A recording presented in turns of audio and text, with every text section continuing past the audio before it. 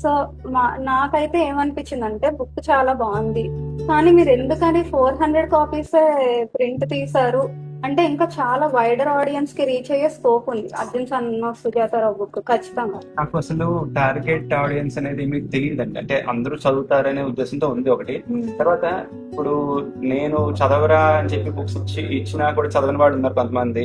ఆ తర్వాత ఈ రీతిన పాడ్కాస్ట్ రా వినరా అని చెప్పి వినని వాళ్ళు కొంతమంది ఉన్నారు. సో నాది ఎవరు చదువుతారు, నేను ఎలా పబ్లిష్ చేయాలనేది నాకు కొంచెం లాగ్ లో ఉన్నాను ఆ విషయంలో.